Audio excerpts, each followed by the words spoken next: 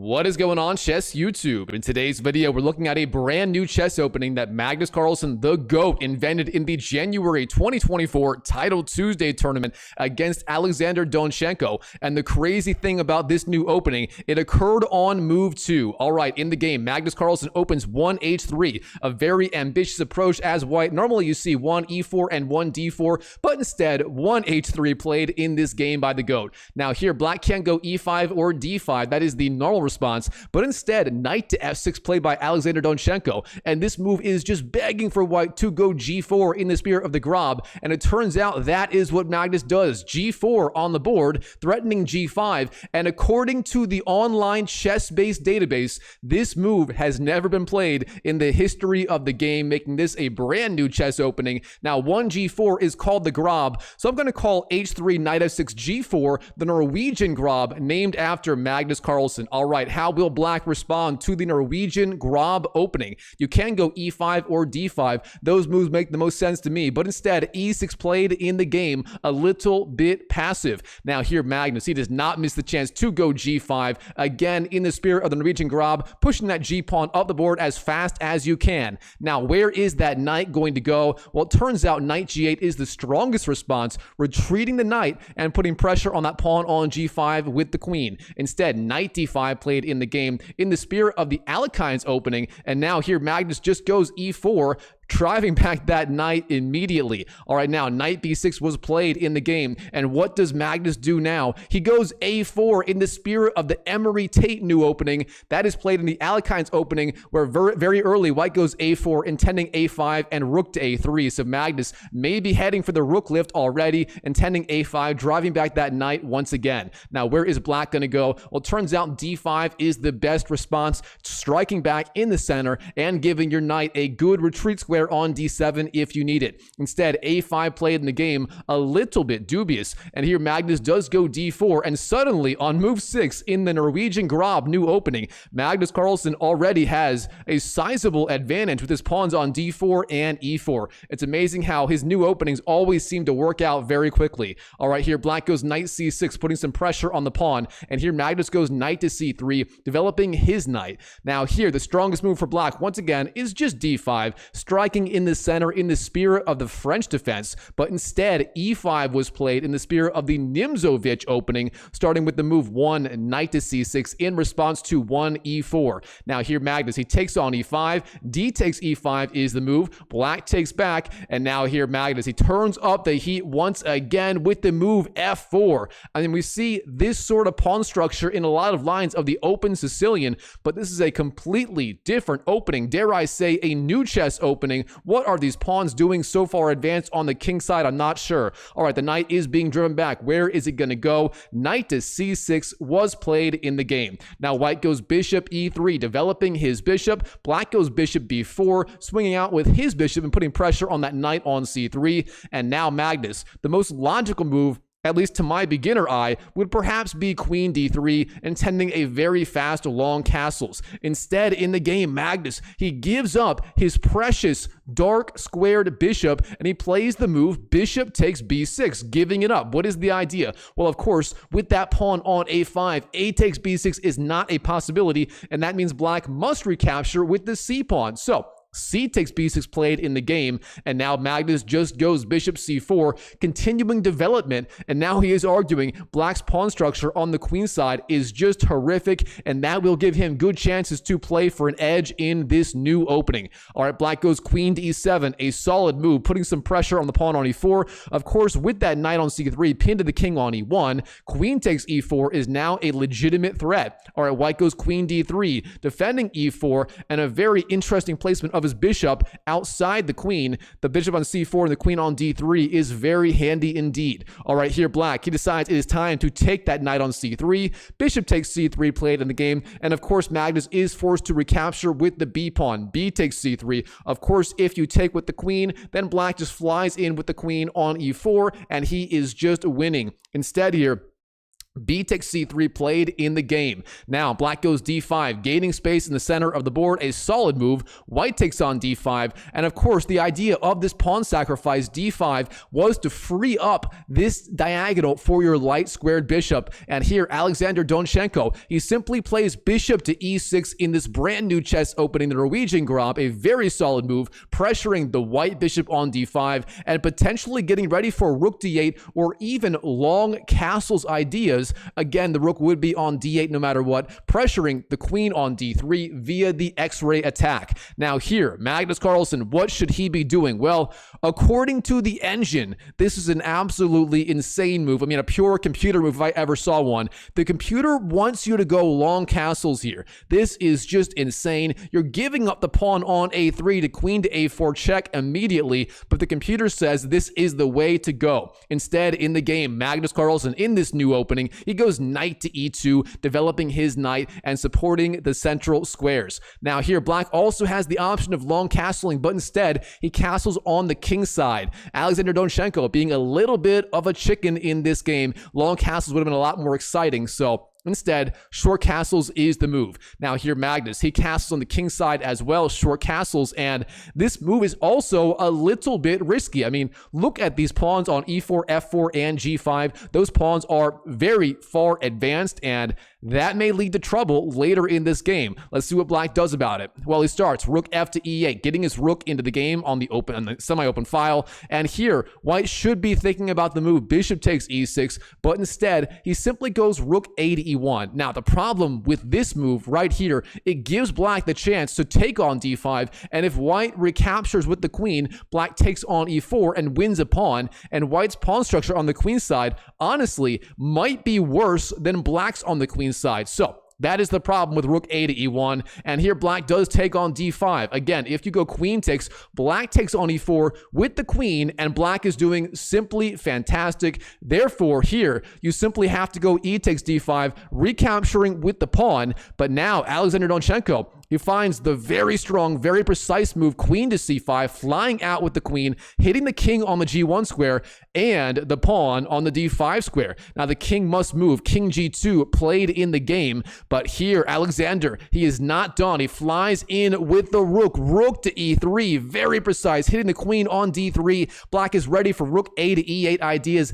and already, Magnus Carlsen's new opening has already backfired. Black is seizing control of this game. White goes queen d2, stepping back. Don't forget, white is temporarily up one pawn, and black cannot take a pawn yet. The pawn on c3 is defended, as is the one on d5. So, instead here, knight to e7 played, retreating the knight, getting it out of the way of the attack of the pawn on d5, and potentially setting up ideas like knight takes d5 or even knight to f5. Now here, Magnus Carlsen, it's very important for him to find the right response right here in this position. But what should white be doing right here? Well, it's a good time for a puzzle. If you like puzzles, pause the video right now and try to find the key idea for Magnus Carlsen right here in this position. And while you're at it, go and smash that YouTube like button for more new chess opening videos featuring Magnus Carlsen just like this one right here. All right, in this new opening, the Norwegian Grob, Magnus Carlsen, he should be going knight d4, giving up that pawn on d5 to the knight or the queen, whatever black wants. The point being, if you go knight d4, you unleash the attack on the rook, and that does let you start to untangle. Instead, in the game, queen d4 was played by Magnus Carlsen. Keep in mind, this is a titled Tuesday Blitz game. Magnus is trying to get the queens off the board as he is the greatest endgame player of all time. Don't even try to argue that one with me right here. That is the idea. However, black is going to have some ways to avoid it for now. And here, black simply goes queen takes d5, winning the pawn instead of the queen. And now, of course, the king is also under check on g2. Where is the king going to go? Instead, here, Magnus, he takes on d5, queen takes d5, black takes back, knight takes d5. And look at this. We are officially in the endgame stage of the game. However, black has a huge advantage. His pawn structure on the queen side is much more stable. He has one pawn island on that side of the board versus the two of white, not to mention his pawns on c3, a4, and even f4 are incredibly weak. Right now, the rook and the knight are targeting at least 2 of these pawns, and black is ready to swing the other rook into the game on, say, c8 or e8. Can Magnus Carlsen hold on in this new opening, the Norwegian Grob? Well, he goes c4, driving back that knight. Of course, the pawn on f4 is being defended by the knight, therefore you cannot take it yet. Instead, in the game, knight b4 was chosen by Alexander Donchenko, and here white goes knight d4, jumping up with his knight. Now black rook to c3. He has quite a bit of pressure on that pawn on c2. What is white going to do about it? He goes rook to e4, stepping up with his rook. Now black rook takes c4 is the move, gobbling up that free pawn. White goes rook f to e1. And then here, Alexander Donchenko, he's worried about these back rank mating ideas. Of course, white is threatening simply rook e8, then rook takes, and that would be a back rank checkmate on the spot. With that in mind here, Alexander, he does go g6, giving his king some loft on the g7 square. And I'm going to keep saying loft. Don't even try to email me and say it's loofed like this guy continues to do. So some loft on the g7 square. Now here, Magnus Carlsen finds a brilliant way, actually, to increase the pressure on the king's side. This move right here is very clever. He goes for the move f5. Now, what is the threat here? It's very simple. White is threatening f6, which would lock down g7, and then rook to e8 would be a back rank mating threat once again. And what is black going to do about this? Well, if you take on f5, that creates a lot of weaknesses. White takes back on f5, the knight controls g7, and then rook to e8 is a threat anyway. Well, here the computer says the best defense, and this is not a fun move to make at all, is actually rook to f8. You slide over the rook. That way, if white ever goes rook to e8, your king can always just wait there and take back on f8. That gets rid of the back rank mating threat. Instead, here in the game, g takes f5 was chosen. Now white takes back on f5 with the knight. Knight takes f5, and then we have a trade of rooks. Rook takes e4, then rook takes e4, and then black jumps in with his knight. Knight takes c2, gobbling up that free pawn on c2, and now black is officially up 2 pawns in the endgame, those being essentially the pawns on the b file here. Not to mention he has a better pawn structure, and that gives him a very large advantage in this endgame. All right, white continues rook to e7. White has to stay active and pressure these weak pawns on, say, b7 and f7 if he wants any chance at staying in this game. But black is ready. Alexander, he goes b5, gaining space on the queen side. And if white takes on b5, then black gets the alpha 0 a pawn, a pass pawn on a4, and he's going to march that pawn down the board. And that is what happens here. White takes on b5. That is virtually forced, but now Alexander, a4 is the move. The pawn begins its march down the board. It's threatening to go all the way to the a1 square. All right, here white goes knight to h6, hitting the king on the g8 square. The king comes out to g7. Now, what is white going to do next? He goes rook takes f7, gobbling up that free pawn. Black goes king to g6. Is the king going to be in trouble? Well, it turns out white goes h4, and now with the king on g6, it literally has almost no retreat squares. The only place it can go to is h5. If white can somehow get in, say, king g3, king g4, and then h5, that would be checkmate on the spot. But of course, that is a very slow plan, and black is going to continue on the queen side with the move a3. He's now officially 2 steps away from promoting that pawn on the a1 square, promoting to a queen. All right, here white goes rook f6, hits the king on the g6 square. Black goes king g7. Now we have rook f7, once again hitting the king, and once again the king must move. Now here, turns out the best move for the king, this is a shocker. You know what? Good time for a puzzle. If you like puzzles, pause the video right now and try to find the right move for black right here in this position. All right, turns out the move for black is going to be king to g6. If white goes rook f5, you actually go king to h5. And despite having your king stranded, literally stranded here, it cannot go anywhere. The knight controls that square. The rook controls this square. Your king is stuck, but you're threatening h4, and even if white defends, he has no easy way to put you in check. And meanwhile, your pawn is 2 squares away from promoting. So overall, in this position right here, king g6, intending rook f7, king h5 is the right way forward. Instead, king to h8 played in the game. And here you can see the eval bar skyrocketing up. Magnus Carlsen, he gets his chance. h5, he's going for the mating attack against the black king. Black goes goes knight e3, dropping back with the king, pressuring the king on g2. King to h3 is the response. And now what is black going to do? Well, here, black turns out the strongest move is the knight sacrifice, knight to f5. The point being, after knight f5, if white takes the knight, say knight takes f5, then you go a2. You are one square away from promoting. You hang on. You still have the advantage. It's a very complicated game. But instead here, in this position on move 39 in the new opening, the Norwegian Grob, invented by Magnus Carlsen in January 2024 in the titled Tuesday tournament, he goes not knight f5, he goes knight d5.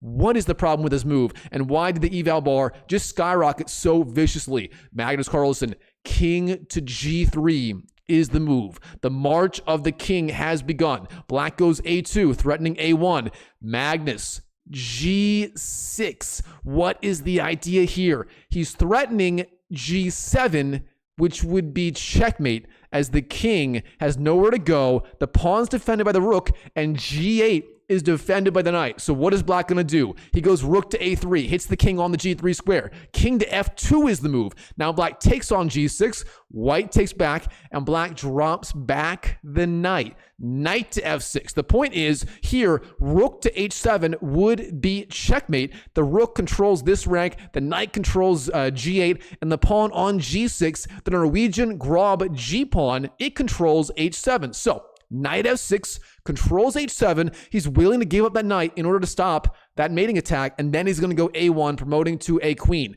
But here, Magnus, he doesn't take the knight. Oh, no. He goes g7, hitting the king on h8. The king goes to h7, and then g8 promotes to a queen, and it is a double check, the rook and the queen. When you have a double check, you must move the king. Typically, there is no other way. You can't block it. You can't take one piece because the other one still delivers the check. So king takes h6 played in the game.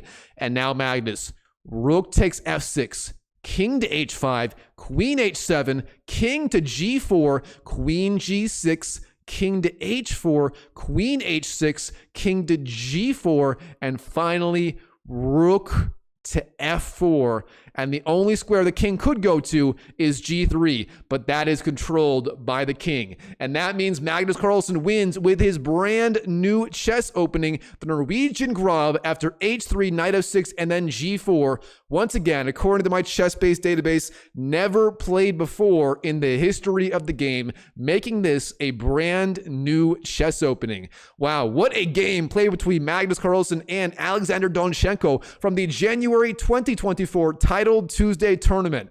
All right, Chess YouTube, hope you enjoyed this video. If you did, smash that like button and comment down below what you thought of the Norwegian Grob opening. I mean, I'm planning on using this in my own games very, very soon. So, give it a shot in your own games and tell me how it goes. I'm very curious what you guys think of the new opening by Magnus Carlsen, the Norwegian Grob.